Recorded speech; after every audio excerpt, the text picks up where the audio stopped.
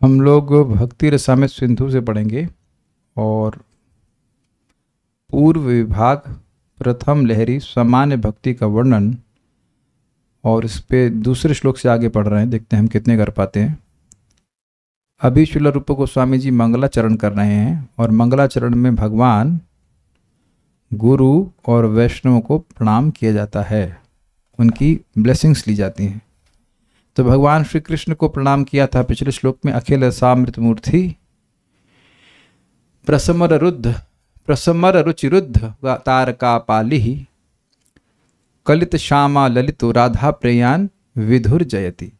ठीक है, ये भगवान श्री कृष्ण की जय जयकार कर रहे हैं। इस वाले श्लोक में वह चैतन्य महाप्रभु जो उनके आराध्य हैं उनकी वह उनको प्रार्थना कर रहे हैं। कह रहे हैं कि उनकी कि यद्यपि मैं शूद्र हूँ, ये इनकी नम्रता है श्रील रूप गोस्वामी की कि ऐसे कह रहे हैं। ही फील्स लाइक दिस कि यद्यपि मैं शूद्र हूँ, छोटा हूँ, लेकिन फिर भी जिन चेतन महाप्रभु की प्रेरणा से जो मुझे हृदय में प्राप्त हुई है, मैं इस कार्य को कर रहा हूँ, उनको मैं प्रणाम कर रहा हूँ। हृदि यस्य प्रेरणया प्रवर्तितो हम वराक रूपोपि हृदि यस्य प्रेरणया प्रवर्तितो हम वराक रूपोपि तस्य हरे पदकमलं वन्दे चैतन्यदेवस्य तस्य हरेः पदकमलं वन्दे चैतन्यदेवस्य हृदि यस्य प्रेरणया प्रवर्तितो हम वराक रूपोपि हृदि यस्य प्रेरणया प्रवर्तितो हम वराक रूपोपि तस्य हरेः पदकमलं वन्दे चैतन्यदेवस्य तस्य हरेः पदकमलं वन्दे चैतन्यदेवस्य। देखिए, अहम दिख गया आपको। प्रवर्तितो अहम इसका अन्वय हम देख रहे हैं। मैं मतलब श्रील रूप गोस्वामी जी कह रहे हैं कि वो वराक रूपोपि, वराक मतलब शूद्र और रूप मतलब आकार, यानी शूद्र रूप होते हुए। शूद्र मतलब मैं बहुत तुच्छ रूप हूँ। रूप अपना नाम नहीं रख रहे हैं। श्रील रूप गोस्वामी जी अपना नाम नहीं रख रहे हैं, कह रहे हैं कि वराक रूपोपि मतलब वराक रूप होते हुए। जैसे वह पत्थर रूप है, ऐसे कहेंगे तो पत्थर के समान वाला, पत्थर के आकार वाला है। पहाड़ रूप है, कमल रूप है। तो ऐसे वराक रूप मतलब जो मैं शुद्र रूप हूं।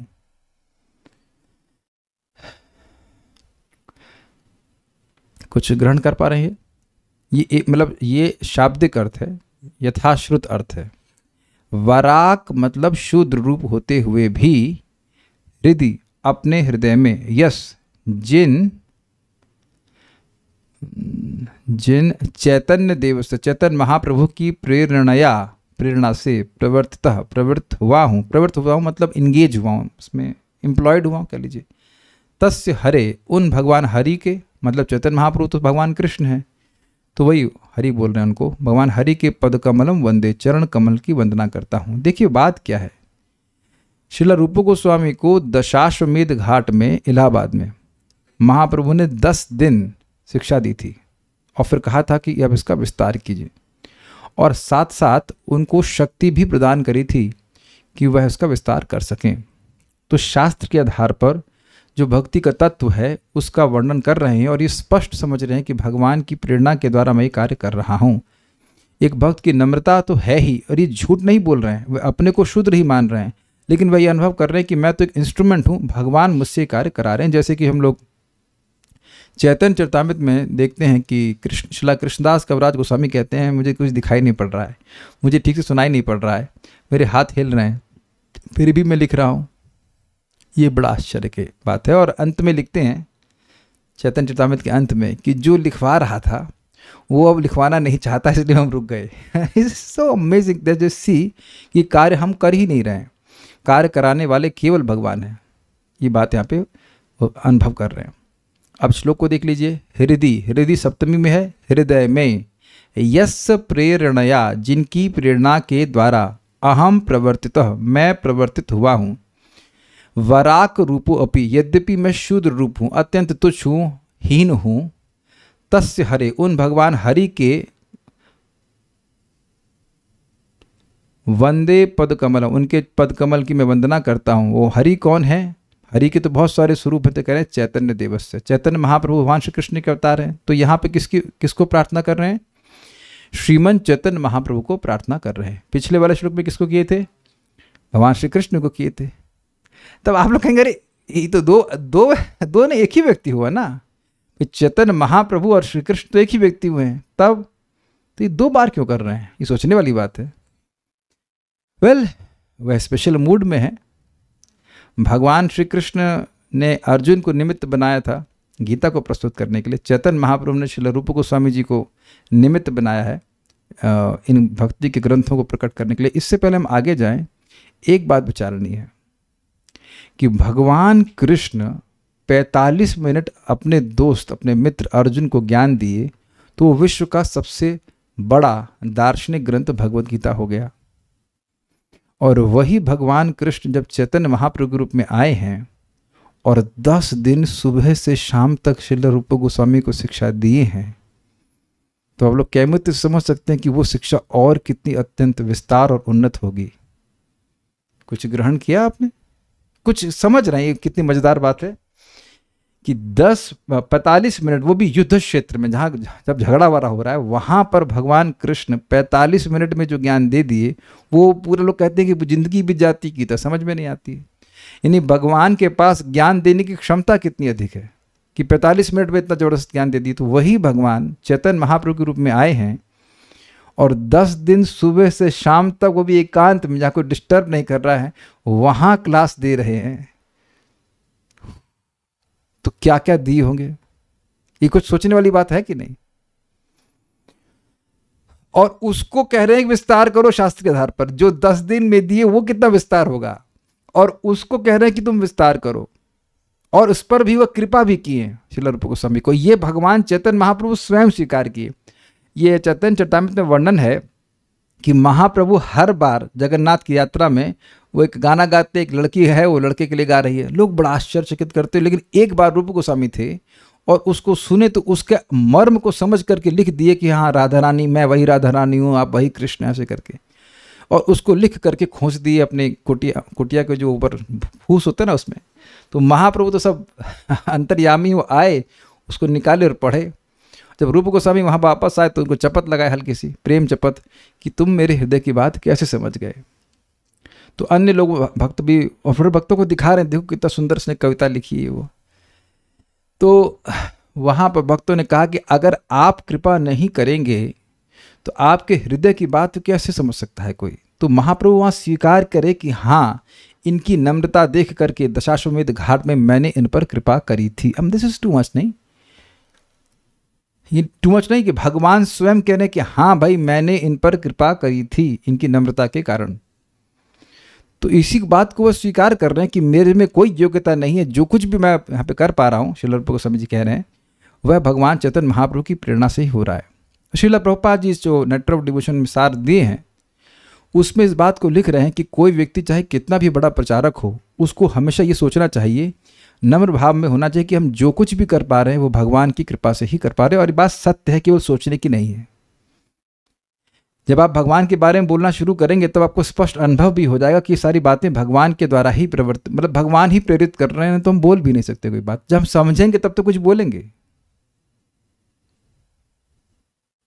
तो ये बहुत सुंदर बात यहाँ पे, एक एटीट्यूड क्या है एक प्रचारक का, ये होना चाहिए। दिव्य कार्य बहुत बड़ा है, लेकिन ये समझना चाहिए कि भगवान की कृपा से और उनकी प्रेरणा से हम इस कार्य को कर पा रहे हैं। समझ में आ गया? आगे बढ़ते हैं। इसके दूसरे अर्थ भी हैं, अभी हम देखते हैं। अनुवाद। ग्रंथकार श्रील रूप गोस्वामी निजेष्ट, निजेष्ट मतलब अपने प्रिय, निज इष्ट देवता, निज भक्ति प्रवर्तक, अपनी भक्ति का प्रवर्तन करने वाले कलयुग पावन अवतार श्री कृष्ण चैतन्य महाप्रभु की वंदना करते हुए कहते हैं, हृदय में अर्थात मन में जिनकी प्रेरणा प्राप्त कर स्वयं शूद्र होकर भी ग्रंथ रचना में प्रवृत्त हो रहा हूँ, उन चैतन्य देव श्री हरि के पाद पद्म की वंदना कर रहा हूँ। ठीक है, इजी। दुर्गम संगमनी टीका किसने लिखी है, याद है सबको? श्रील जीव गोस्वामी जी ने। मैं बार बार नाम उनका नहीं रखूँगा। और दुर्गम संगमनी का मतलब क्या है, किसी को याद है? जिस अर्थ में प्रवेश मुश्किल है उसका संगम करा देना, उसका उससे मेल करा देना। जो अर्थ बहुत दूर जा रहा है उसको उसकी पहुंच करवा देना। इसके बाद मतलब पहले वाले मंगलाचरण के श्लोक के बाद मैं, यानी रूप गोस्वामी जी के लिए बोल रहे हैं, मैं उन भगवान श्री श्री कृष्ण चैतन्य देव को प्रणाम करता हूँ जो अपनी भक्ति को प्रसारित करके कलयुग के लोगों को पावन करने वाले अवतार हैं और जिनके चरण कमल मेरे लिए आश्रय हैं। हृदय में जिनकी प्रेरणा प्राप्त कर ग्रंथ रचना में प्रवृत्त हुआ हूँ। वह स्वयं को वराक रूप यानी तुच्छ रूप वाला कहकर विनम्रता प्रकट करते हैं, किंतु वाणी की अधिष्ठात्री देवी सरस्वती देवी उसे सहन नहीं कर सकती, इसलिए वह इस शब्द का एक और अर्थ प्रकट करती हैं और इसे क्या कहते हैं? सारस्वत अर्थ कहते हैं। याद आ रहा है कि कोई असुर गाली देता है तो वह गाली लग रही है, उसे कहते हैं यथाश्रुत अर्थ, जैसा सुनाई पड़ रहा है।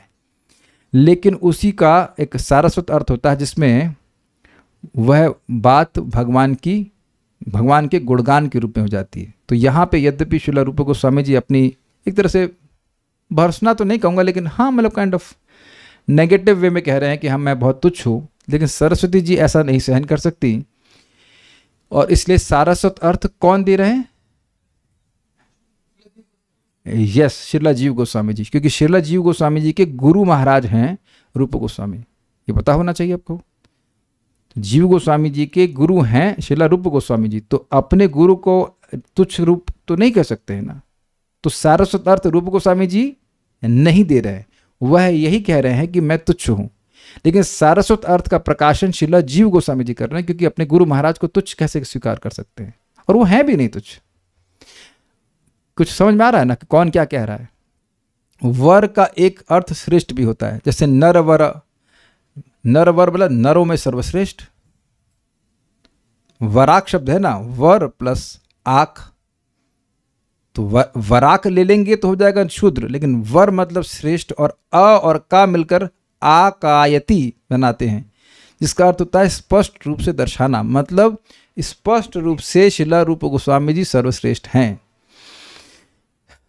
नहीं गया होगा दिमाग में। वर, वराक को तोड़ेंगे तो कैसे बनेगा? वर प्लस आख, तो आख को बढ़ा लीजिए आकायति, यानी जो स्पष्ट करता है, ऐसे कर लीजिए, स्पष्ट रूप से दर्शाता है।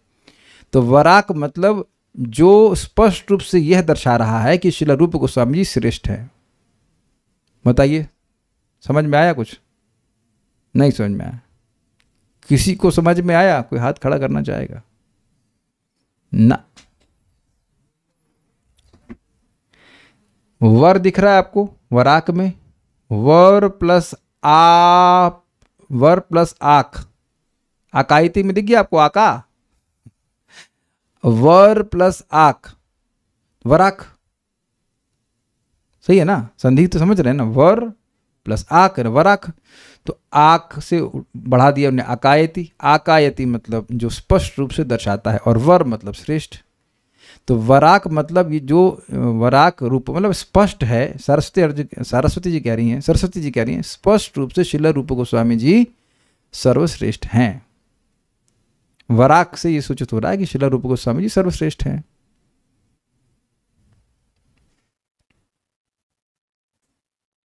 इसलिए वराक का अर्थ हुआ वरम आकयति, आकयति अर्थात जो श्रेष्ठता को प्रकट करता है। इस प्रकार सरस्वती उनकी प्रशंसा करती हैं। किनकी प्रशंसा करती हैं? श्रील रूप गोस्वामी की, कि वह वही व्यक्ति हैं जिन्हें स्पष्ट रूप से श्रेष्ठ घोषित किया गया। अच्छा, मैं प्रश्न करूं कि किसने घोषित किया है? तो स्वयं श्री चैतन्य महाप्रभु ने घोषित किया है कि ये मेरे हृदय की बात को इसीलिए समझ पाए क्योंकि व्यक्तिगत रूप से मैंने इन पर अपनी कृपा करी है। क्लियर? ठीक है।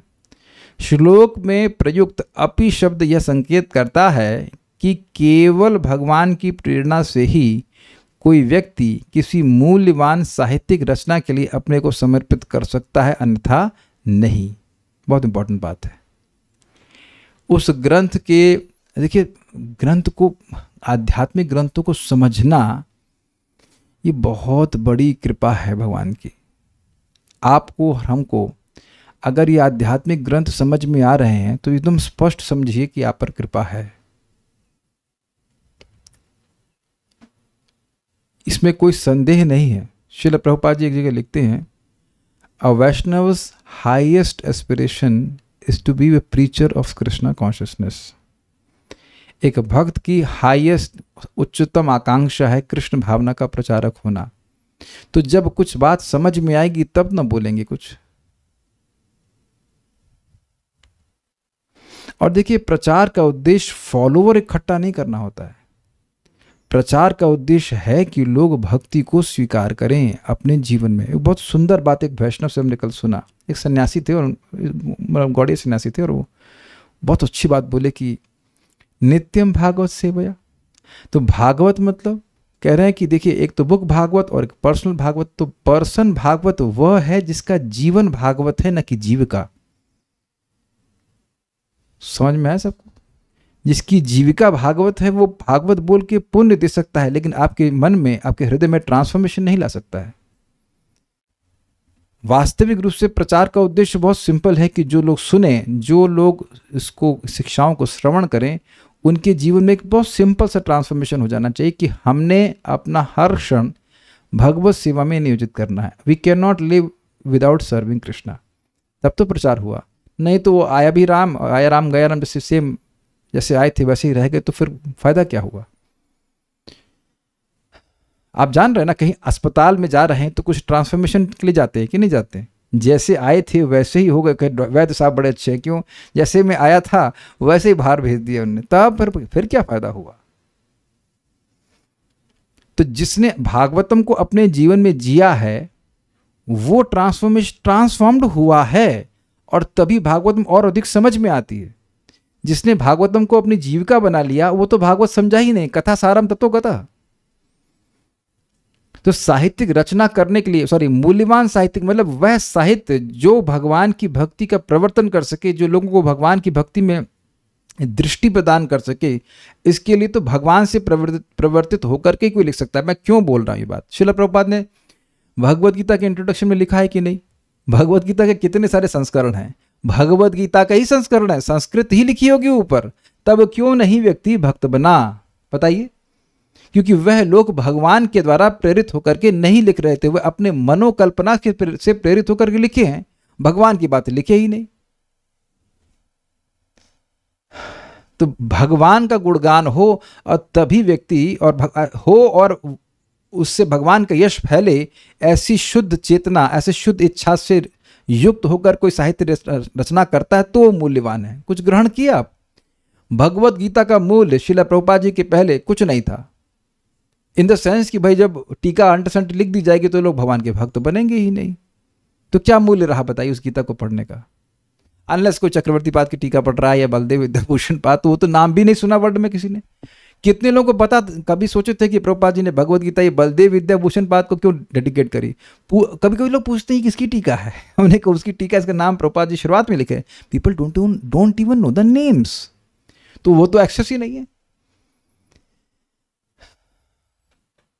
तो आप समझ पा रहे होंगे कि बात यहाँ पे क्या कह रहे हैं श्रील गोस्वामी जी। जैसे श्रील श्रीधर स्वामी जी अपने 1.1.1 के पहले बोलते हैं, उसके बाद में बोलते हैं, भूल रहा हूँ, लेकिन उसके उसी सेक्शन में शायद पहले बोलते हैं, जस्ट पहले इंट्रोडक्शन में करते हुए कि मैं नरसिंह देव की कृपा से श्रीमद् भागवतम को लिख रहा हूँ, उसकी टीका को लिख रहा हूँ। तो इसमें स्पष्ट है कि भगवान की कृपा के बिना इन साहित्य को नहीं समझ सकता कोई व्यक्ति। और एक और बात है, ये केवल मतलब उस तरह से साहित्य नहीं लेना चाहिए, जैसे नॉवेल होता है ना, नहीं, वो नहीं। तो अब हमने यहाँ पे श्रीला चैतन्य महाप्रभु श्रीमान चैतन्य महाप्रभु के प्रणाम को भी सुन लिया, प्रार्थना को सुन लिया। अब वह अपने गुरु को प्रणाम कर रहे हैं, और गुरु को प्रणाम बड़े स्टाइल से कर रहे हैं। प्रणाम गुरु जी को है, लेकिन प्रणाम भगवान कृष्ण पर भी घटित हो रहा है और सनातन गोस्वामी पे भी होगा। तो रूप गोस्वामी जी हैं, लिखेंगे थोड़ा स्टाइल से लिखेंगे ना, भगवान कृष्ण को भी स्टाइल से लिखा। चैतन्य महाप्रभु को तो सीधे सीधे लिख दिया, लेकिन भगवान कृष्ण को स्टाइल से लिखे। और यहाँ पे भी थोड़ा सा सुंदर स्टाइल है, देखिएगा। बोलने वाला श्लोक तो मेरे ख्याल से नहीं है। विश्राम मंदिर तया हाँ हो गया, वैसे ही बोलने वाला है। विश्राम मंदिर तया तस्य सनातन तरोर्मदीशस्य विश्राम मंदिर तया तस्य सनातन तनोर्मदीशस्य भक्तिरसामृत सिंधुर्भवतु सदायं प्रमोदाय। भक्तिरसामृत सिंधुर्भवतु सदायं प्रमोदाय। आया नहीं ना, आया नहीं वैसा, ठीक है, प्रयास करते हैं। हाँ, होगा। आया। अब होगा। विश्राम मंदिर तया तस्य सनातन तनोर्मदीशस्य विश्राम मंदिर तया तस्य सनातन तनोर्मदीशस्य भक्तिरसामृत सिंधुर्भवतु सदायं प्रमोदाय। भक्तिरसामृत सिंधु भक्तिरसामृत सिंधुर्भवतु सत भक्तिरसामृत सिंधुर्भवतु सदायं प्रमोदाय। भक्तिरसामृत सिंधुर्भवतु सदायं प्रमोदाय। भक्तिरसामृत सिंधुर्भवतु सदायं प्रमोदाय। भक्तिरसामृत सिंधुर्भवतु सदायं प्रमोदाय। भक्तिरसामृत सिंधुर्भवतु सदायं प्रमोदाय। विश्राम मंदिर तया तस्य सनातन तनोर्मदीशस्य विश्राम मंदिर तया तस्य सनातन तनोर्मदीशस्य भक्तिरसामृत सिंधुर्भवतु सदायं प्रमोदाय। भक्तिरसामृत सिंधुर्भवतु सदायं प्रमोदाय। बोलिए। विश्राम मंदिर तया तस्य सनातन तनोर्मदीशस्य विश्राम मंदिर तया तस्य सनातन तनोर्मदीशस्य भक्तिरसामृत सिंधुर्भवतु सदायं प्रमोदाय। भक्तिरसामृत सिंधुर्भवतु सदायं प्रमोदाय। इसमें अनुवाद नहीं रखा है, अन्वय को देख लीजिएगा। मद ईशस्य, मेरे ईश के, मेरे इष्ट देवता स्वरूप श्री कृष्ण का ही नाना रूप में प्रकाशित तन हो, तनु के मध्य में सनातन, जो सनातन नामक तनु यानी श्री सनातन गोस्वामी पाद हैं, तस्य उनके विश्राम मंदिर तया, विश्राम मंदिर रूप में भक्ति रसामृत सिंधु, भक्ति रसामृत सिंधु नामक अयम यह ग्रंथ सदा प्रमोदाय, प्रमोद कर भवतु अर्थात हो। इसका क्या मतलब है? देखिए, भगवान श्री कृष्ण का स्वरूप सनातन है, तो कह रहे हैं मद ईशस्य, मेरे ईश भगवान श्री कृष्ण हैं और उनके सनातन तनोह, तो सनातन तनु किसका है? भगवान कृष्ण का है। लेकिन दूसरा श्लेष अर्थ कह लीजिए है क्या? जो सनातन रूप उनके तनु हैं। कुछ ग्रहण किए? रुकिए, हाँ रुकिए, बता रहा हूँ आपको। गुरुवाष्टक का 7वां श्लोक क्या है? वंदे गुरु श्री सब, अरे रोज ही गाते हैं, देखिए अभी नहीं आ रहा, एक दिन को देखना पड़ रहा है क्योंकि हम मंगल आरती कभी जाते नहीं। हाँ ना, गाते हैं। आप लोग जाते हैं क्या? गाते नहीं क्या? अरे रोज ही तो गाते हैं। संसार दावना शुरू होता है, लेकिन 7th क्या है? साक्षाद हरित्वेना समस्त शास्त्रै उक्तस्तथा भाव्यत एव सद्भिः किंतु प्रभो यह प्रिय एव तस्य वंदे गुरु श्री चरणारविंदम। तो गुरु जो हैं, जो प्रामाणिक गुरु हैं, वो भगवान के साक्षात प्रतिनिधि हैं, उन्हें कृपा अवतार कहा जाता है। तो सनातन गोस्वामी यद्यपि भगवान नहीं हैं, लेकिन भगवान के ही एक शक्त्यावेश अवतार हैं। उनमें विशेष शक्ति दी गई थी भगवान श्री कृष्ण के द्वारा, ताकि वह ग्रंथों का प्रचार कर सके। जैसे बृहद भागवतमृत नामक ग्रंथ लिखा उन्हें, और बहुत सारे ग्रंथ लिखे। कुछ ग्रहण कर पा रहे हैं? तो भगवान श्री कृष्ण का स्वरूप जो शरीर है वो सनातन है, और उनके ही एक विस्तार है सनातन गोस्वामी। तो एक अर्थ अगर आप देखें होगा, मेरे भगवान श्री कृष्ण जिनका सनातन तनु है, उनका यह ग्रंथ विश्राम मंदिर के रूप में, ये भक्ति रसामृत सिंधु ग्रंथ विश्राम मंदिर के रूप में प्रमोद कर रहे, अर्थात भगवान श्री कृष्ण सदा ही इस ग्रंथ में विश्राम करें। तो एक प्रश्न होगा कि अरे सिंधु में कैसे आदमी, सिंधु में घर कैसे बनाएगा? ये तो होगा ना भाई। आप सिंधु की सृष्टि कर रहे हो, सागर की सृष्टि कर रहे हो, तो उसमें भगवान का मंदिर कैसे बनेगा? तो उत्तर स्पष्ट है कि भाई जब भगवान नारायण 3 सागर में तो लेटे हुए हैं ना, एक कारण सागर, एक गर्भ सागर और एक क्षीर सागर। तो भगवान के लिए तो सागर में लेटना कोई कठिनाई नहीं, और सागर में विश्राम कर ही रहे हैं, तीनों जगह विश्राम कर रहे हैं। तो इस भक्ति रसामृत सिंधु में विश्राम करने में क्या दिक्कत है? ये मैं कृष्ण परक अर्थ बता रहा हूं, समझ में आ रहा है आपको? मद ईशस्य, जो मेरे श्री कृष्ण हैं, मेरे ईश्वर श्री कृष्ण हैं, जो जिनका सनातन तनु है, जिनका नित्य शरीर है, उनके लिए विश्राम मंदिर के समान यह भक्ति रसामृत सिंधु ग्रंथ हो। ये आपके इस अन्वय के अनुसार नहीं बोल रहा हूं मैं। अब अन्वय को देखना शुरू करेंगे तो गड़बड़ हो जाएगा। चलिए श्लोक देखिए, दो अर्थ हैं इसके।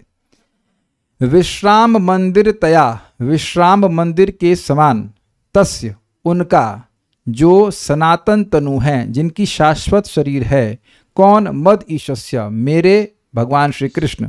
उनके लिए यह भक्ति रसामृत सिंधु सदा विश्राम मंदिर के समान रहे और सदा ही उनके लिए प्रमोद का कारण बने। यानी कि इस भागवत को, इस जैसे भागवत में भगवान विद्यमान हैं, ऐसे भगवान बड़ी प्रसन्नता से इस ग्रंथ में विद्यमान रहे। ये समझ में आ गया एक अर्थ। दूसरा अर्थ क्या है? विश्राम मंदिर के समान, तस्य मद ईशस्य, मेरे गुरु या मेरे ईश्वर के सनातन, मेरे ईश्वर के विस्तार स्वरूप सनातन गोस्वामी के लिए यह विश्राम मंदिर के समान रहे, ये भक्ति रसामृत सिंधु, और सदा वह उस पर प्रमोद करें। अर्थात सनातन गोस्वामी जिस ग्रंथ को पढ़ें और उनको खूब आनंद प्राप्त हो। तो अब कुछ समझने में कठिनाई, मेरे ख्याल से चैट तो ऑन है, इज इट नॉट? कुछ नहीं समझ में आ रहा है तो आप पूछ सकते हैं। पूछिए, माइक पे क्या पूछ रहे हैं? ऑन है? हाँ। हरे कृष्ण प्रभु जी। प्रभु जी, शिला जीव गोस्वामी के गुरु महाराज शिला रूप गोस्वामी है कि? रूप गोस्वामी, अभी हम तो टीका में नहीं पहुंचे भाई। जीव गोस्वामी को तो पिक्चर में मत लाइए अभी आप। अभी हम केवल शब्द के अर्थों को समझ रहे हैं। अभी हम लोग जीव गोस्वामी जी टीका को पढ़े। अभी मैंने दुर्गम संगम ने टीका नहीं पढ़ी है। शिला रूप गोस्वामी जी अपने गुरु सनातन गोस्वामी को प्रार्थना कर रहे हैं। इसीलिए मैंने कहा था ना कि मुझे ब्रेक चाहिए होंगे पढ़ने के लिए, पढ़ाने के लिए। हमें कोई जल्दी नहीं, हम बैठे हैं, हम जा नहीं रहे हैं। जो ना समझ में आया वो बताइएगा, और अगर यह भी समझ में नहीं आ रहा है कि क्या समझ में नहीं आ रहा है, तब तो करना ही है फिर। कितने लोग परम पूज्य वृंदावन चंद्र महाराज का प्रवचन इस पर सुन किया है? जरा देखिए, कोई होमवर्क किया है? 1 2 3 4 5 6 7 8 9, तो 2 बार समझ रहे, फिर भी समझ में नहीं आ रहा है। तो श्लोक दिखा कर पढ़ रहे हैं। तुंग माता जी सोच रही, तो इनके जूस की तरह है ना, एप्पल जूस की तरह, ABC जूस की तरह पी जाएंगी ये सब कुछ है। बहुत बुद्धिमान हो गई है। होता है ना वो एशगार्ड का जूस पीने से दिमाग भी तेज होता है, इतना तेज हो गया कि एक बार में समझ में आ जाएगा इनको। फिर समझा रहा हूं, इस श्लोक के 2 अर्थ हैं। एक कृष्ण परक अर्थ है और एक गुरु परक अर्थ है, और दोनों ही सही हैं। अब गुरु परक, भाई देखिए, भगवान कृष्ण की तो स्तुति हो गई, चैतन्य महाप्रभु की भी हो गई, तो गुरु की भी तो स्तुति होनी चाहिए ना। तो अब पहले गुरु परक अर्थ समझ लीजिए। गुरु हैं इनके सनातन गोस्वामी, और वो ये चाह रहे हैं कि ये जो ग्रंथ है वह श्रीला सनातन गोस्वामी के लिए विश्राम मंदिर के समान हो। विश्राम मीन्स रेस्टिंग प्लेस, विश्राम means a place of pleasure, pleasure in the sense of you feel happy, सुखमय स्थान बने। भाई जैसे हम घर बाहर से थक करके आए, कोई भी आता है तो अपने घर में विश्राम प्राप्त करता है कि नहीं, वहां रहना चाहता है, ये अर्थ में। तो विश्राम मंदिर तया, तया शब्द, तया को जोड़ देने से मतलब हुआ विश्राम मंदिर के समान। ये क्लियर हो गया? तस्य, उनका, किनका? मद ईशस्य सनातन तनो, मेरे भगवान श्री कृष्ण मद ईशस्य के जो सनातन रूप तनु हैं, अर्थात जो सनातन रूप शक्त्यावेश अवतार या हैं, इनका नाम सनातन गोस्वामी है। भगवान श्री कृष्ण के एक विस्तार के लिए शक्त्यावेश विस्तार बोल रहा हूँ, विष्णु तत्व नहीं बोल रहा हूँ। उनके जो एक विस्तार या उनके अवतार सनातन गोस्वामी हैं, उनके लिए भक्ति रसामृत सिंधु, अयम भक्ति रसामृत सिंधु, यह भक्ति रसामृत सिंधु नामक ग्रंथ सदा प्रमोदाय भवतु, सदा ही प्रमोद के लिए, प्रमोद का कारण बने। सनातन गोस्वामी के लिए। अच्छा एक चीज़ बताइए, माधुर्य कादम्बनी आप लोग पढ़े, आपको अच्छा लगा कि बुरा लगा? अच्छा लगा। भागवतम आप लोगों को अच्छा लगता है कि बुरा लगता है? तो स्पष्ट है कि उत्तर अच्छा लगता है। तो आप लोग उससे प्रमोदित होते हैं कि नहीं? तो आप और मैं जब थोड़ी थोड़ी भक्ति को प्राप्त किए हैं, जितना भी किए हैं, उससे भी हमको भागवतम अच्छी लगती है। तो जो प्रेमी भक्त हैं उनको भागवतम कितनी अच्छी लगेगी? क्या अगर मैं ये कहूँ कि सनातन गोस्वामी के लिए भागवत उनका प्राण है तो कुछ गलत है? वो प्राइम मिनिस्टर की पोजीशन छोड़ करके भागवतम पढ़ रहे थे, और ऐसा नहीं था कि रेजिग्नेशन दे देंगे तो बस जाने देगा, वो जान से मार सकता था, फिर जान की बाजी खेल करके भागवतम पढ़ रहे हैं। तो ये तो स्पष्ट समझ में आ रहा है कि भागवतम शिला सनातन गोस्वामी के लिए सदा प्रमोद का कारण है। इसमें कोई कठिनाई तो है नहीं। आप लोग वो जो पढ़ते हो सर्वशास्त्राब्धि पीयूष, वो किसने लिखा है? वह सनातन गोस्वामी जी ही लिखे हैं। तो वो स्पष्ट समझ में आ रहा है कि भागवतम उनके लिए प्रमोद का कारण है, आनंद का कारण है। इजी क्या है? मद आनंद नमुस्तते, याद आ रहा है? तो ग्रंथ आनंद का कारण है, ये कारण होता है, ये तो समझने में कोई कठिनाई आप लोग को नहीं होगी। तो कह रहे हैं कि ये इस ग्रंथ का हर श्लोक श्रीला सनातन गोस्वामी को सदा ही आनंद देने वाला हो, ऐसा कोई श्लोक ना हो जो उनको पसंद ना पड़े। अब तो समझ में आ रहा होगा भाई, ये प्रार्थना कर रहे हैं कि ऐसा मैं गलती से भी कोई श्लोक ना बोल दूं जिससे सनातन गोस्वामी जी को संतुष्टि प्राप्त ना हो। तो ये गुरु परक अर्थ ही हमें ग्रहण करना है। लेकिन एक अर्थ और जो है भगवान श्री कृष्ण पे भी है कि भगवान श्री कृष्ण मद ईशस्य, मेरे ईश भगवान श्री कृष्ण जिनका सनातन तनु है, जिनका शाश्वत शरीर है, उनके लिए यह ग्रंथ विश्राम मंदिर के समान हो। यह ग्रंथ मतलब अयम ये भक्ति रसामृत सिंधु ग्रंथ विश्राम मंदिर के समान हो और सदा उनको प्रमोद प्राप्त हो। यानी कि अगर भक्ति रसामृत सिंधु की चर्चा कहीं हो तो भगवान श्री कृष्ण उनको वहां पे उपस्थित हो, उनको बड़ा अच्छा लगे। जैसे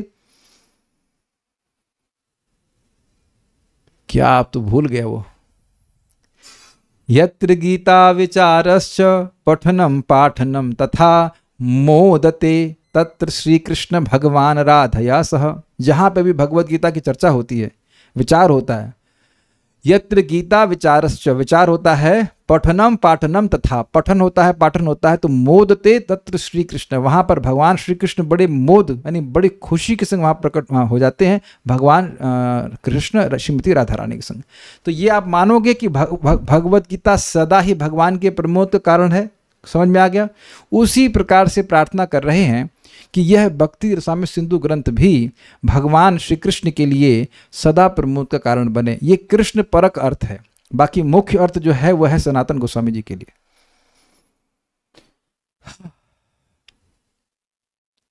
तो आप लोग क्या आगे पढ़ना चाहते हैं या ओके? जो मैं यहाँ चर्चा कर रहा हूँ उसके लिए आपको निश्चित आगे पढ़ना पड़ेगा। मतलब एक बार इसको पढ़ेंगे तो समझ में आ जाएगा, उसको रिलिश भी करेंगे। दुर्गम संगमणि टीका 1.1.3। अब निज इष्ट देव के अवतार रूप में, यानी कि जो भगवान श्री कृष्ण के अवतार रूप में निज गुरुदेव का स्तव करके प्रार्थना करते हैं, जो भगवान श्री कृष्ण के अवतार रूप में प्रकट हुए हैं श्रीला सनातन गोस्वामी, उनकी स्तुति कर रहे हैं। भक्ति रस रूप अमृत सिंधु की तरह यह भक्ति रसामृत सिंधु नामक ग्रंथ है। मेरे ईश्वर श्री कृष्ण सदा निज रूप में स्थित होने पर भी वे नाना रूप तनु प्रकाशित करते हैं। ये स्पष्ट समझ में आ रहा है, भगवान श्री कृष्ण सदा अपने स्वरूप में स्थित हैं, लेकिन अपने आप को विभिन्न स्वरूपों में स्थापित किए हुए हैं, प्रकाशित किए, विस्तारित किए हुए। ये तो इजी है। उनके मध्य में सनातन अर्थात श्रील सनातन गोस्वामी नामक जो तनु है, उनके विश्राम मंदिर की भांति यह ग्रंथ हो, अर्थात अमृत समुद्र जिस प्रकार सुखकर विश्राम के लिए होता है, उस प्रकार श्री गुरुदेव सनातन के भी विश्राम के लिए श्री भक्ति रसामृत सिंधु हो। कोई व्यक्ति अगर अमृत के समुद्र में अवगाहन कर रहा है, डूबा हुआ है, नहा रहा है, तो उससे बाहर कब निकलना चाहेगा? उत्तर क्या है? कभी बाहर नहीं निकलना चाहेगा। तो यही कह रहे हैं कि सनातन गोस्वामी जी बारंबार इस ग्रंथ को पढ़ करके सुखी हो। आगे भी जाके वो कहेंगे सुहृदाम प्रमोदाया, अपने सुहृद अपने मित्रों की प्रसन्नता के लिए मैं ग्रंथ लिख रहा हूं। क्लियर? तो ये सनातन गोस्वामी जी को प्रसन्न करने के लिए ग्रंथ लिख रहे हैं। वैसे श्रीमन चैतन्य महाप्रभु ने इनको आज्ञा दिया था कि ग्रंथों का प्रकाशन, ताकि सद्धर्म का, भक्ति की स्थापना हो, और लुप्त तीर्थों का प्रकाश, ये सब सेवाएं उनको दी गई थी। ठीक है। श्री नारायण जिनका तनु सनातन है वे क्षीर समुद्र में विश्राम करते हैं। इस प्रकार यह ग्रंथ गुरुदेव सनातन के तनु का विश्राम मंदिर बने। क्योंकि प्रश्न कोई व्यक्ति कर सकता है कि भाई सिंधु में व्यक्ति विश्राम कैसे करेगा, तो यहाँ पे नोट देखिए। इस प्रकार यह श्लोक एक उपमा है। जैसे नारायण जिनका शरीर सनातन है दूध के समुद्र पर विश्राम करते हैं, वैसे ही सनातन जो श्री कृष्ण के शक्तावेश अवतार हैं भक्ति रसा में सिंधु समुद्र में विश्राम करें और विश्रांति पाएं। मतलब ही फील्स वेरी सेटिस्फाइड, ये बात है। आप आ रहे हो या अब?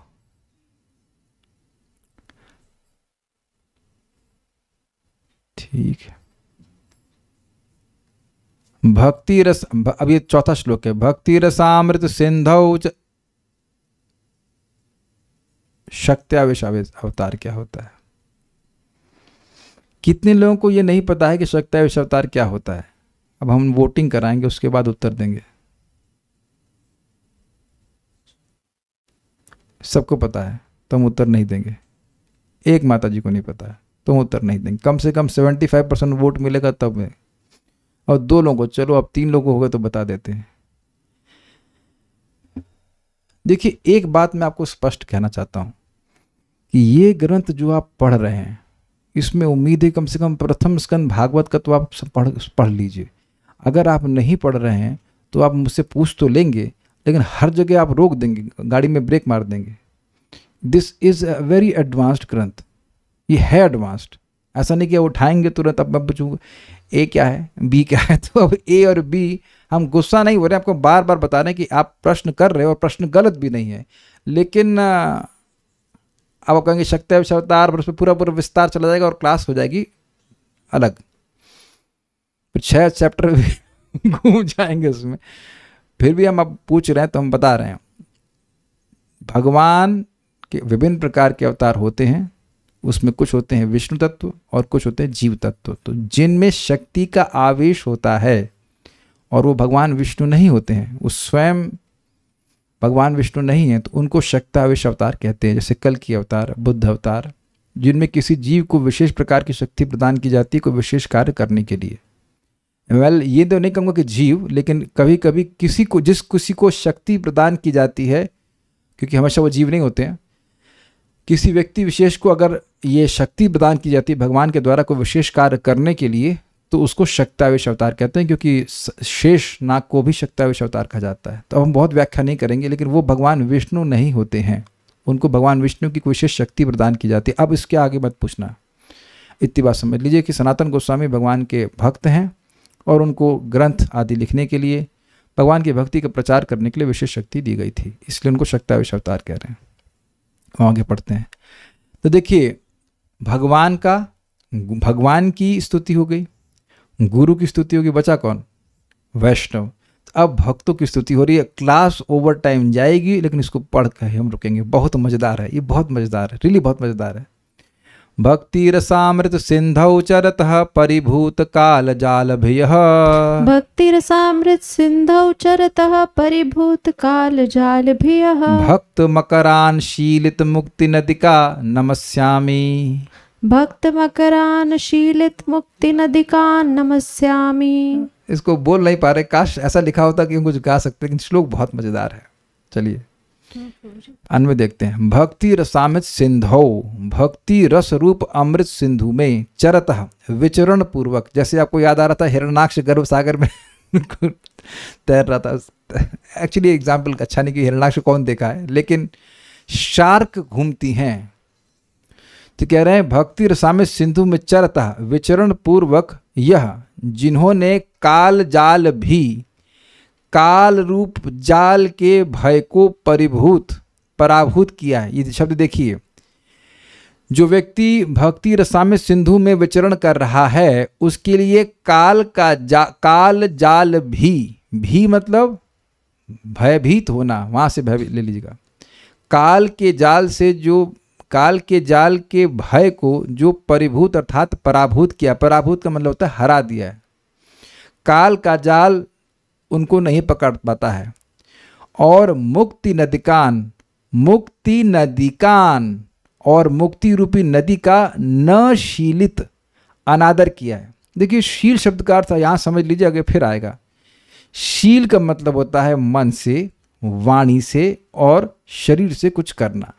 तो न शीलित मतलब न मन से, न वाणी से, न शरीर से, वो किसी भी प्रकार से मुक्ति का आदर नहीं करते, न मुक्ति की इच्छा मन में लाते हैं, न मुक्ति की बात करते हैं और न मुक्ति के लिए शरीर से कोई प्रयास करते हैं।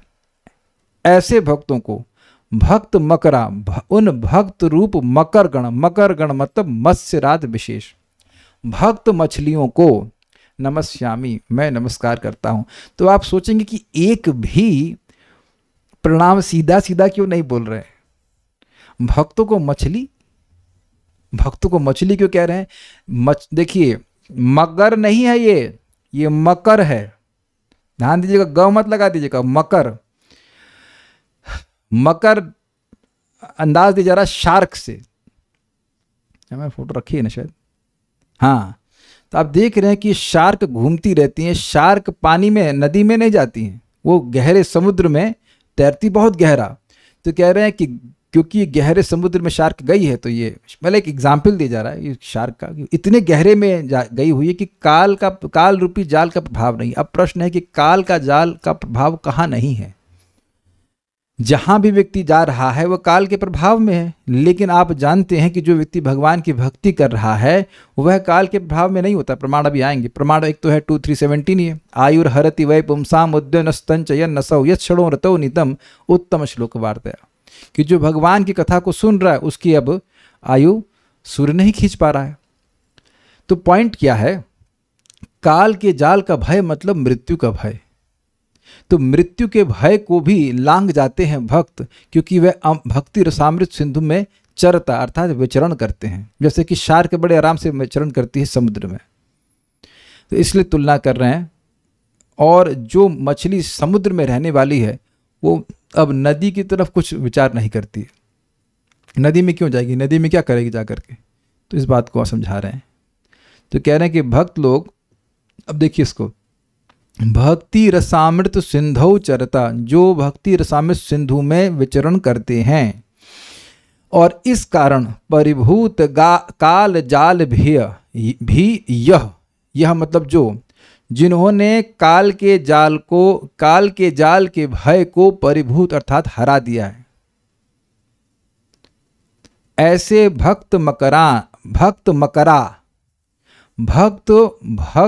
मछलियों को, मत्स्यराजों को, जो न शीलित मुक्ति नदी का, जो मुक्ति रूपी नदियों को का अनुशीलन बिल्कुल नहीं करते, मतलब मुक्ति रूपी नदी को कहीं उधर जाते भी नहीं, उधर देखते भी नहीं है, न मन से, न वाणी से, न शरीर से, किसी तरह से मुक्ति के बारे में सोचते ही नहीं। आपको याद है, याद तो नहीं होगा लेकिन थोड़ा थोड़ा बताया था,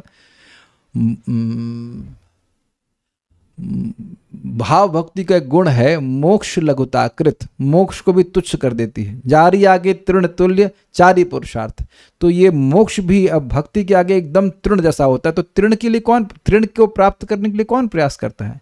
आप में से कितने लोगों को दिक्कत हो रही है जब के समय कितने तिनके इकट्ठे करने? कभी नहीं हुई ना? तिनके इकट्ठे करने के बारे में तो नहीं सोच रहे हैं ना आप? समझ में आ गया ना आप? ना मन से भी आप तिनके के बारे में नहीं सोच रहे कि तिनके आ गए या चले गए। जैसे तिनके का आपके जीवन में कोई महत्व नहीं है, ऐसे ही जो महान भक्त हैं, जो इस भक्ति साम्य सिंधु में विचरण कर रहे हैं, उनके लिए मुक्ति की कोई अपेक्षा नहीं है। They don't want to be liberated, they are already. भाई विचार कीजिए कि नदी समुद्र में आती है, समुद्र में तो नदी में नहीं जाता है ना।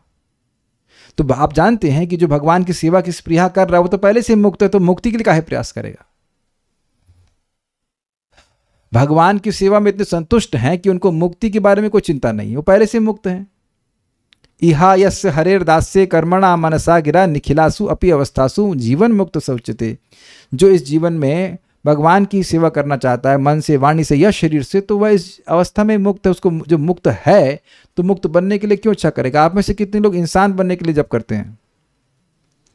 कितनी माताजी लोग माताजी बनने के लिए प्रार्थना करती, भगवान मुझे माताजी बना दो, या प्रभु जी लोग कह रहे हैं प्रभु जी मुझे प्रभु जी बना, भगवान मुझे प्रभु जी बना दो। तो अब ये प्रश्न बेवकूफ़ी का हुआ। अरे भाई जब हैं तो क्या, क्यों आप हैं तो, जब हैं तो उसमें क्या प्रार्थना करना है? तो जब पहले से ही मुक्त भक्त हैं तो मुक्ति के लिए क्यों प्रयास करेंगे? इसका मतलब है कि मुक्ति से भी श्रेष्ठ अवस्था में भक्त होते हैं। कुछ ग्रहण कर पा रहे हैं? उनको नमस्यामि, उनको नमस्कार कर रहा हूं। तो ऐसे भक्त, ये दिखा रहा है कि ऐसे भक्त अत्यंत श्रेष्ठ अवस्था में होते हैं। दुर्गम संगमनी, नाम लेकर गुरु वंदन के बाद, अपने गुरु का नाम लिए थे ना, सनातन तनो, श्रीला सनातन गोस्वामी, नाम लेकर गुरु वंदन के बाद अब निज प्रिय अन्य सद्भक्तों की वंदना करते हैं, अच्छे भक्तों की वंदना करते हैं। भक्त ही मकर है। मकर मतलब, मकर मीन राजाख्य जलचर हैं, जो एक मत्स्य राज है, मछलियों में विशेष मछली है, उनको मकर कहते हैं। ये छोटी मोटी मछली नहीं। हो सकता है कि छोटी मोटी मछली मतलब ऊपर आ जाए तो जाल में फंस जाए, लेकिन जो मकर राज है वो गहरे पानी में जाते हैं, भक्ति की गहराइयों में, ये कह रहे हैं। उन सबको नमस्कार करता हूँ। मकर रूप से रूपक करके 3 सादृश्य कहते हैं। मतलब ये मछली का एग्जाम्पल क्यों दे रहे हैं? भक्तों को मछली क्यों कह रहे हैं? भक्ति रस ही अमृत सिंधु है, वह नाना प्रकार की मुक्ति रूपी नदियों का एकमात्र आश्रय है एवं परमानंद स्वरूप है। उसमें विचरण करते हुए मुक्ति नदी का अनुशीलन अर्थात आदर नहीं करते हैं। वे जन्म मरणादि बंध दुख छेदक अनविच्छन प्रवाह रूप होने पर भी मुक्ति नदी का आदर नहीं करते हैं। ये समझ में आया? देखिए, नदी निरंतर प्रवाहित होती रहती है।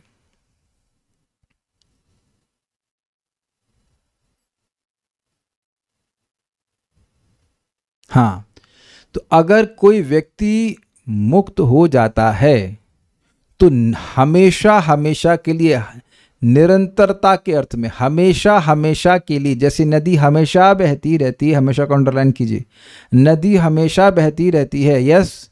तो एक बार जीव मुक्त हो गया तो हमेशा के लिए, अंडरलाइन, हमेशा के लिए उसका जन्म मरण का दुख बंद हो गया कि नहीं? तो इसलिए यहाँ नदी का एग्जाम्पल दिया जा रहा है निरंतर के लिए, कि जो मुक्ति रूपी नदी है वह हमेशा हमेशा के लिए जीव के जन्म मरण को बंद कर देगी, लेकिन उससे कोई मतलब नहीं है। कारण हुआ कि नहीं हुआ? नदी में निरंतर है, ये समझ में आ रहा है? तो ऐसा नहीं है कि जो मोक्ष है वह कुछ समय के लिए जन्म मरण को बंद करेगा और फिर चालू हो जाएगा। नहीं, जन्म मरण का जो श्रृंखला है वो हमेशा हमेशा के लिए बंद हो जाएगी। स्पष्ट है? तो कोई नई बात नहीं की जा रही, फिर भी उसमें इंटरेस्टेड नहीं है। मम जन्मनि जन्मनीश्वरे भवतात भक्ति रहे की, तो भगवान की भक्ति मिल जाए, हमको जन्म मरण से कोई मतलब नहीं। तो क्योंकि ये भक्ति रसामृत सिंधु में विचरण कर रहे हैं और एक सिंधु नदी का आश्रय होता है, ये तो समझ में आ रहा है ना? नदियां सारी नदियों का पर्यवसान कहाँ होता है? सागर में होता है। तो विभिन्न प्रकार के मोक्ष अंततो गत्वा भक्ति में ही परिवेशित होते हैं, चाहे सालोक्य हो, चाहे सामीप्य हो, चाहे कुछ भी हो। भक्त जैसे मान लीजिए, जैसे एक लास्ट डेस्टिनेशन है, अब उसके बहुत सारे पहले वाले डेस्टिनेशन हो सकते हैं, लेकिन वो जाकर के परिवेशित होते हैं उस स्टेशन पे। तो समझ में आ रहा है ना बात? तो मुक्ति का स्टेशन, विभिन्न प्रकार की मुक्तियों का स्टेशन भी भक्ति के बहुत पहले छूट जाता है, इसलिए इधर ध्यान नहीं दे रहे, वो आगे पहुंचे हुए। अच्छा, आप में से कोई ऐसा व्यक्ति हाथ हमको वोट दे कि अगर आप मान लीजिए, पूरा नहीं मानेगा प्लीज, यदि हम लोग शार्क होते तो क्या कभी हम लोग मालूम करते कि भाई नदी कौन सी गिर रही है, क्या कर रही है? थोड़ा सा विजुलाइज कीजिए कि शार्क हैं आप और वह भी नमक का सागर नहीं, अमृत के सागर में है, तो कोई जाना चाहेगा? कितने लोग यहाँ पे साईं जी भगवान से मिल जाना चाहते हैं, लीन होना चाहते हैं? अभी तो हम लोग मछली क्या मच्छर भी नहीं बने, कुछ नहीं, तब भी अब साईं जी तो नहीं चाहते। तो आप विचार कर सकते हैं कि जब आगे भक्ति में प्रगति हो जाएगी, भक्ति का सुख मिलेगा, तो उधर क्यों ध्यान जाएगा? कुछ ग्रहण हो रहा है? ठीक है। न शीलता के स्थान पर अनादृत पाठ भी है। यहां पे श्लोक वही अर्थ होगा। देखिए, श्लोक इस प्रकार से है, भक्त मकरा अनादृत मुक्ति नदिका, ऐसा भी हो सकता है, और भक्त मकरा न शीलित मुक्ति नदिका, वो एक ही अर्थ है। न शीलित मतलब अनादर करना मैं समझाता हूँ। कभी कभी हम देखते हैं, जैसे आप बलराम हॉल में, पुराना भूतपूर्व बलराम हॉल क्लास में, तो बाहर के लोग आ जाते हैं, आपने देखा होगा, वो फ़ोन चलाएंगे, फ़ोन पे बात करने लग जाएंगे। ये देखा है कि नहीं देखा आपने? तो क्या वह अपने शरीर से, अपनी वाणी से या अपने मन से कथा का आदर कर रहे हैं? एक बार तो ऐसा हुआ, उनको इतना क्रोध आ रहा था, एक व्यक्ति क्लास दे रहे थे और बीच में केक बन रहा है, और मेरे आंखों के सामने, कोई नहीं, मैं सब अमेज्ड, कुछ तो केक बन रहा था बड़ा सा, और वो माता जी एक बच्चे को लेकर के उसे मतलब असिस्टेंट के रूप में ये करो, आई एम सॉरी, केक कुछ तो था, मतलब आप भी थे इस क्लास में, हमको पता नहीं, कुछ ऐसे कुछ केक या ऐसे कुछ मोटा सा बन रहा था, मेरा खून खौल रहा था। हमने कहा ये कैसे हो रहा है, वो भी सबसे आगे। जैसे मान लीजिए मैं से बैठा हूँ, स्टेज है, स्टेज के साथ सामने लेफ्ट साइड में माता जी, उसमें पूरा एक स्पेस खाली कर दिया और उसमें वहाँ कुछ पेंटिंग बन रही, कुछ तो बन रहा था, something was there which was not कथा। मैं तो तुरंत उठ जाता, हमने कहा भाई ये पेंटिंग पहले बनवा लो, हमारी कथा का रूप खराब मत कीजिए, नॉट पॉसिबल। तो वहाँ वह व्यक्ति बिल्कुल कथा के प्रति आदर नहीं कर रहा था, न मन से, न वाणी से, न शरीर से, कुछ हो गया इजीली। तो ये शील का मतलब ही होता है, अनुशीलन हम आगे सुनने वाले, शील मतलब ये मन से, वाणी से, शरीर से व्यक्ति लगे। जैसे आप लोग देखो, ना समझ पा रहे हो शायद कुछ लोग बात, लेकिन शरीर लगाए हैं, कान लगाए हैं और मन भी लगाने का प्रयास कर रहे हैं। कुछ आदर है ना आप लोगों का। अब मान लीजिए सो जाए कोई व्यक्ति, तो अब उसका तो मन गया। अब इसी बात को अगर आप देखो, मैं कई बार डांटा हूं ना कि भाई अगर हाफ हार्टेडली सुनना है तो कम से कम वीडियो ऑफ कर दो, क्योंकि मुझे दिखेगा अनादर होते हुए क्लास का, वह चीज़ ठीक नहीं है। आपको लगता है कि ये सब बात आपको ऐसे समझ में आ जाएगी? कोई रिकॉर्डिंग भी सुनेगा तो उसको भी समझ में नहीं आएगी। मैं रिकॉर्डिंग कर क्यों रहे हैं? जब तक आप इसको देख करके नहीं समझेंगे, आप भूल जाओगे, समझ जाओगे, नहीं समझ सकते। क्योंकि आप देख रहे हैं ठहर ठहर के सोचना पड़ रहा है, तब तो बात समझ में आ रही है, और वो उसमें भी समझ में आ रही है, आ ही रहेगी, मैं विश्वास कर सकता हूँ कि समझ में आ रही है, क्योंकि एकदम नए नए कंसेप्ट हैं। एक्चुअली नए नए नहीं है, बस उसी को थोड़ा सा घुमा कर प्रस्तुत किया है। तो कह रहे हैं कि मन से, वाणी से, शरीर से कहीं मुक्ति की चर्चा हो रही है तो भक्तों को कोई मतलब नहीं। उसको एक उपमा से बता रहे हैं कि जो मछली एकदम गहरे पानी में है, वो भी अमृत का पानी है, इस जगत में तो नमक का समुद्र है, तब तो वह मछली नदी में नहीं जाती। तो कोई अमृत के समुद्र में तैर रही हो मछली, तो वो काहे नदी में जाएगी? देखिए, नदी को अमृत स्वरूप नहीं कहा गया है, सिंधु को अमृत स्वरूप कहा गया है। तो जब सिंधु में अमृत स्वरूप, सिंधु में कोई तैर रही मछली, वो भी गहरे में, तो काहे जाएगी उसमें? कभी आप लोगों के संग ऐसा नहीं हुआ कि बहुत अच्छा आइटम मिल गया और उसके बाद अब बाकी चीजें तज्ज हो जाती हैं? अरे आइटम खाने में तो हमारे संग एक भक्त गए थे, हम नाम नहीं रखेंगे, कल हम लोग को आइसक्रीम खाने को मिली, तो क्योंकि उनको कफ है तो वो ग्रहण नहीं कर सकते। पता कैसे आइसक्रीम खाई? चावल में मिलाकर खाई कि कहीं उसकी ठंडक ना उनको डिस्टर्ब कर जाए, इतना आसक्ति है खाने पीने में। हम तो जिंदगी में पहली बार देखे, आप समझ रहे हैं किसकी बात कर रहे हैं। हम तो पेट पकड़ के हंस रहा था कि आइसक्रीम खाने के लिए इतना आग्रह है कि उसको चावल में सान के खाया जा रहा है ना। खाओ खाओ, कोई दिक्कत नहीं, लेकिन हम बोल रहे थे उस समय, नहीं वेदवादी नहीं है तो वो कल नहीं गए थे मेरे साथ, लेकिन एक बात बोले, आग्रह समझा रहा हूँ, आग्रह कितना है। तो आपको भक्ति में असीमित सुख मिल रहा है, तो मुक्ति के तुच्छ सुख को क्यों स्वीकार करेंगे? और क्लियर समझाता हूँ। देखो भाई, मोक्ष का सुख क्या होता है? सायुज्य में आप इस शरीर का जो अध्यास है कि मैं देह हूं, उससे मुक्त हो गए, ठीक है, यानी कि जो दुख है उससे मुक्त हो गए, लेकिन अनुभव केवल आत्मा का हुआ, भगवान का नहीं हुआ है। तो जो भगवान का सुख है वो वास्तविक रूप से असीमित है। ये जो मुक्ति का सुख है, मैं निर्विशेष ब्रह्म ज्योति की बात कर रहा हूं, तो वह सुख जो है वो केवल वो एक्चुअली असीमित नहीं है, क्योंकि उसमें केवल जीवात्मा को यह अनुभूति होती है कि वह देह नहीं है। वो मतलब वो उसका जो रिलेशनशिप है भगवान से वह प्रकट नहीं हुआ, तो वैसा सुख नहीं मिल पाता। क्योंकि जीव अणु है, इसलिए जीव का रियलाइजेशन होने से उसको अणु सुख ही मिलेगा स्पिरिचुअल सुख, लेकिन वैसा सुख नहीं जो भगवान के अनुभव से होगा। आप लोगों को सबको याद होगा, किसी को कोई मत बोलना कि नहीं याद है। 4 कुमारों आनंद में थे कि नहीं? ब्रह्म क्या कहते हैं, ब्रह्मनिष्ठ थे। लेकिन जब भगवान ने रति शक्ति का क्या था, उसको क्या कहते हैं, शक्तिपात किया, तब उनको ऐसा सुख अनुभव हुआ जो कभी नहीं किए थे। याद आ रहा है? और ब्रह्मा जी उनको बोले थे कि बेटा, ब्रह्म सुख से भी श्रेष्ठ भगवान की भजन का सुख है। तो जो भजन के सुख में रमे हुए हैं वह इस मुक्ति के सुख की तरफ ध्यान क्यों देंगे? जैसे मैंने एग्जाम्पल दिया कि बहुत उत्कृष्ट वस्तु खाने के लिए मिल जाती है, तो जो निम्न वस्तु है वहां से ध्यान हट जाता है। तो सिंपल सी बात है, यही बात कह रहे हैं। तो नशीलता के स्थान पर अनादृत पाठ भी है, उसका एक ही अर्थ है। अतएव परिभूत अर्थात पराभव किए हैं जन्म मरणादि बंध दुख परंपरा हेतु काल रूप जाल के भय को जिन्होंने, उनको नमस्कार करता हूं। मतलब देखिए, काल के ही प्रभाव से कर्मणा दैव नेत्रेण, अपना आदमी कर्म करता है, उस कर्म का प्रभाव काल के अंतर्गत आता है, ये स्वीकार्य है।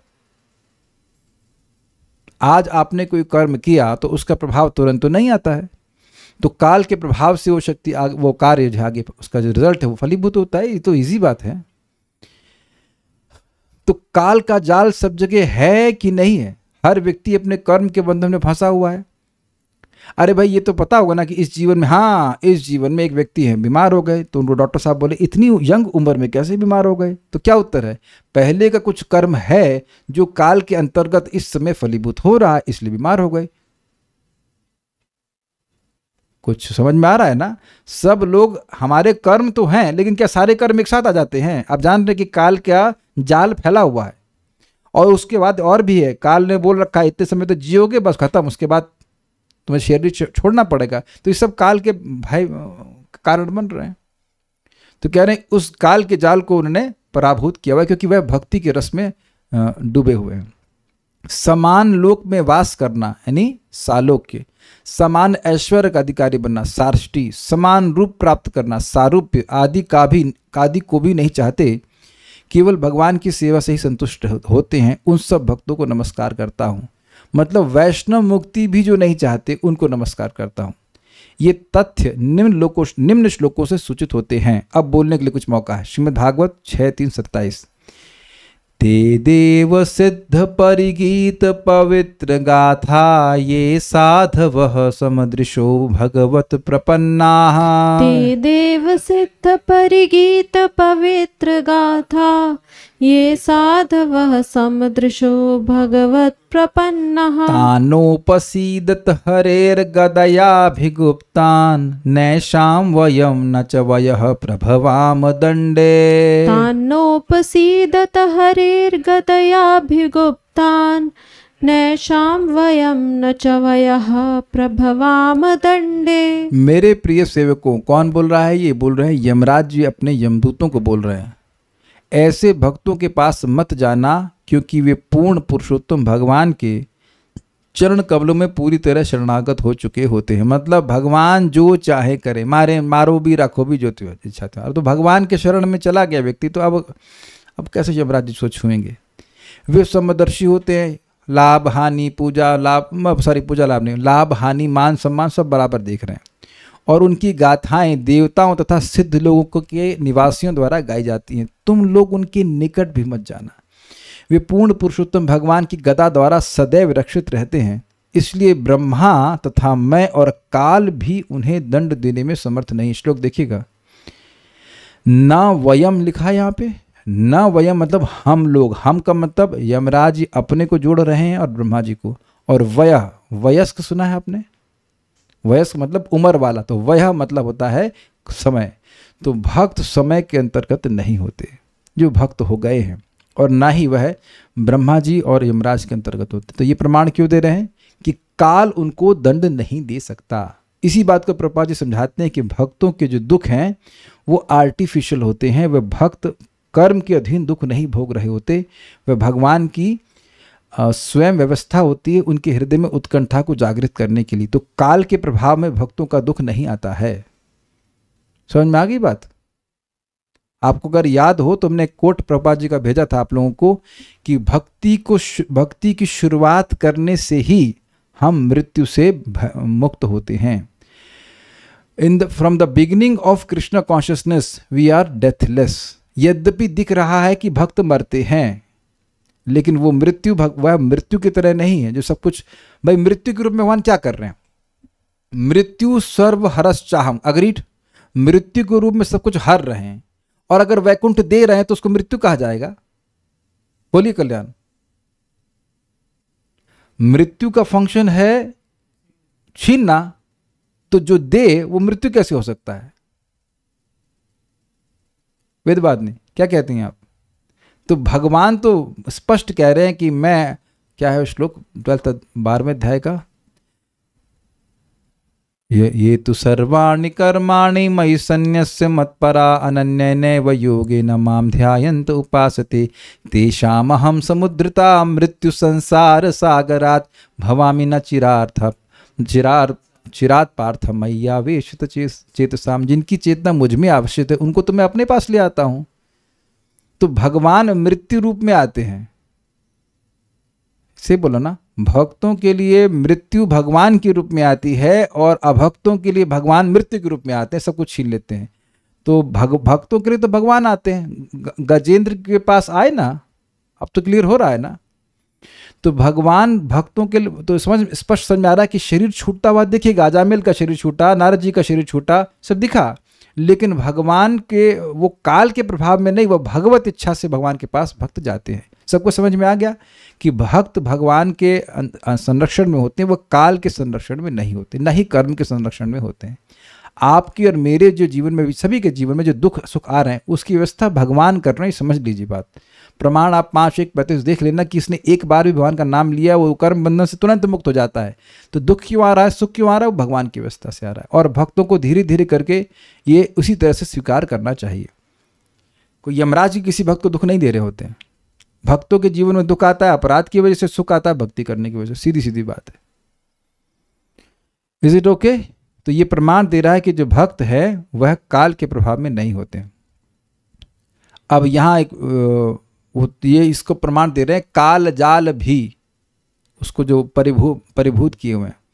उसके बाद बोल रहे हैं कि वो मुक्ति को भी ध्यान नहीं देते। उस पे श्लोक कहते हैं श्रीमद् भागवत 3.29.13, ये कपिल देव ने बोला है, सालोक्य साष्टि सामीप्य सारूप्येकत्वम अप्युत, सालोक्य साष्टि सामीप्य सारूप्येकत्वम अप्युत, दीयमानं न गृह्णन्ति विना मत्सेवनं जनाः, दीयमानं न गृह्णन्ति विना मत्सेवनं जनाः।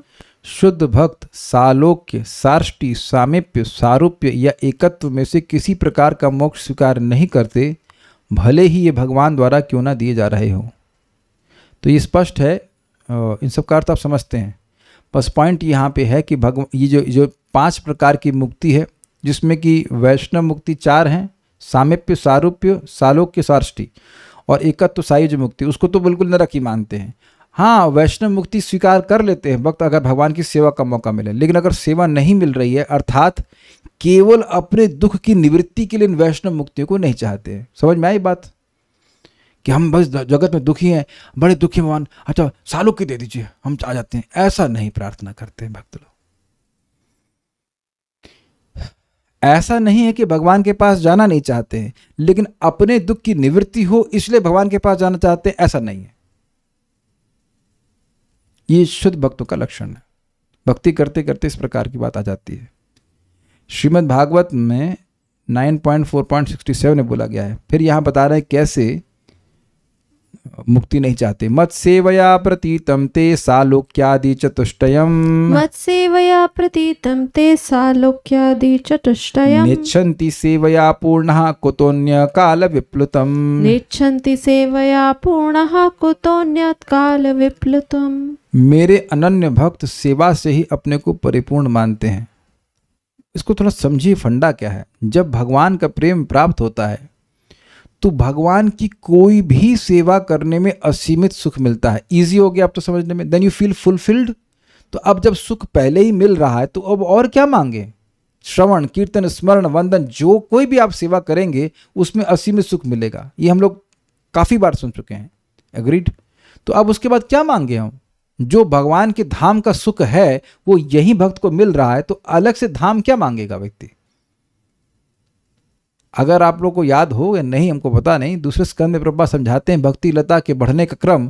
तो उसमें कहते हैं कि जब भक्ति लता बढ़कर भगवान श्री कृष्ण के चरणों में लिपट जाती है और प्रेम का फल आता है, तो भक्त यहीं पे रहते हुए वैकुंठ का सुख यानी भगवान के गोलोक वृंदावन का सुख अनुभव करता है। फॉर एग्जाम्पल रूप गोस्वामी जी, स्वयं रूप गोस्वामी जी एक कृष्ण नाम बोल रहे हैं और उनको अनुभव हो रहा है कि करोड़ों मुख होने चाहिए। तो अब जिसको ऐसा अनुभव हो रहा है उसको याद रहेगा कि भौतिक जगत में है वो, उसके लिए क्या कठिनाई रहने वाली है। उम्मीद है कि बात समझ में आपको आ रही होगी।